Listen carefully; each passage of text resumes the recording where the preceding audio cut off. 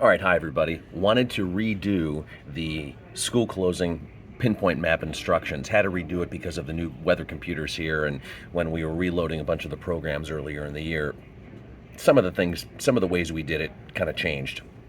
But most of you are not used to or have done this before, so we'll go over it with you. There's only a couple of stations in the country that actually do this, so it's kind of a cool thing that we're able to actually plot the school closings geographically on one of our weather maps. So how do we do it? All right, first we go here. School closings, right here. It's in the upper right. This only works on Weather 6, by the way. This is only installed on Weather 6, and there it is.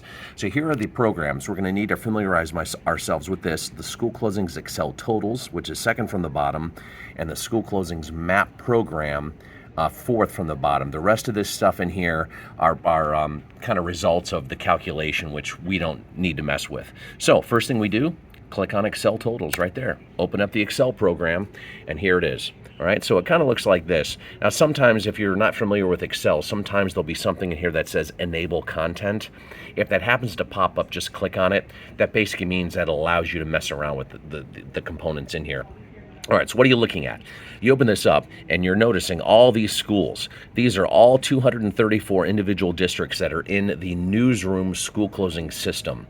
All right, so our Excel program here, through an IP address, is able to pull the data from the newsroom system. All right, so what it does is it assigns each school a number, a 0 or a 1 or a 2, and it creates, in the old school, the old school way it created a green dot, but we're able now to fill in on a map a green color, which would mean no closings, and at this point we don't do that anymore, but we do shade in yellow and red, which corresponds to a 1 and a 2 color. All right, so that's how it's able to take this and assign it a color. What we do is at the bottom, we have all these different tabs, right? CSV export, school list, which we're looking at. Click on the delays tab, and you'll notice this. There really isn't anything on this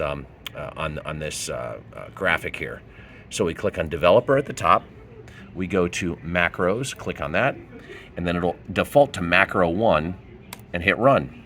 And what this is doing now, it's searching through the newsroom system for all the delays and closings, and it numbers it for you. Of course, today, being that it's a Friday and I'm recording this when it's nice outside, we don't have any delays or closings. Always check with the newsroom, because the newsroom can kind of tell you what districts are closed.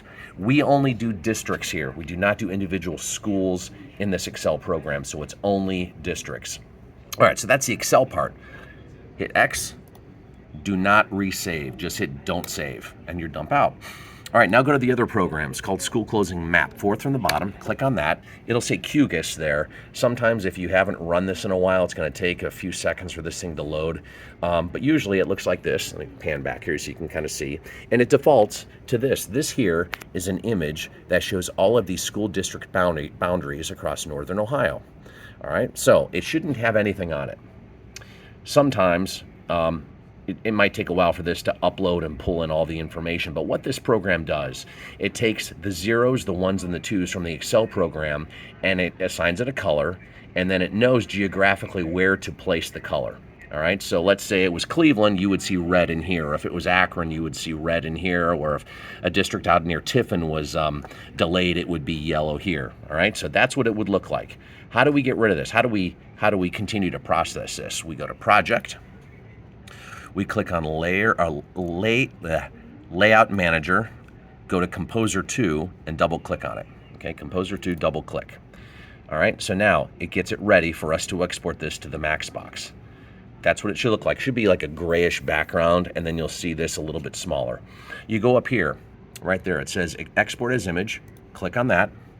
Now, what we're doing here, we're going to assign it an image. The image here is the one that the Maxbox is going to read. So we're going to use School Closing 1 because that's the first one of the day. These are the ones from last year. You can kind of see the yellows and reds from last year. So we click on 1 and click on Save and click on Replace. And then Save again. Wait for it, and you're done. There it is. When you're done here, hit X. There it is. And then Close. And then X again.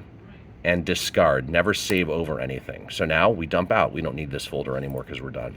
All right, so we're not done yet. Now we have this. We have the image. How does Weather 6 know what to do with it? Got to go to Max Import. Just like you were to import a picture or some other image, we go to Max Import, and we go down to Photo, and then click next, and we go up to the top and then go to desktop, and then you'll find the school closings folder that we just accessed, output, and then you'll see school closing 1. That was the one that we just created. You click add, you go next, you put it in the miscellaneous folder, double click, import. I have one in there already, so it'll create a different name, and then hit OK. It should say success, and now you go into your Mac, so now you go into your folder. Now you'll find it. All right, so I have one already here. It's the school closing 2 one from last year. Now, if there were delays, give it maybe 20 seconds for it to load, and this is what the resultant product is. It basically takes that image and it overlays it over a map of northern Ohio. So you can use this on the air, you can overlay radar on it, you can do whatever you want. It can show you all the delays and the closings. It also shows the number up here, okay? Now normally it would show a number, I don't have that listed there. So to give it the individual numbers, so that's kind of how this works. It's pretty slick. If it doesn't update immediately, go to Wizard and then click on this right here. And then you can kind of see if it's showing up in the miscellaneous folder. You can kind of see it right here. Sometimes it takes a while for the Mac system to accept it and for it to process it. So just look for it. And once it pops up here, then what you can do is you can, if it's not showing up and it goes, oh, well, there it is, there. See how it blinked? That means it just updated the new one that I just did, which was school closing 11. So we can put that back in there, and that should redraw the actual image of today's data, which shows nothing. So anyway, there it is. A lot of steps here. I wish I could automate some of this, but unfortunately I can't. If you have any questions, let me know. The directions are on the bulletin board by Andre's desk.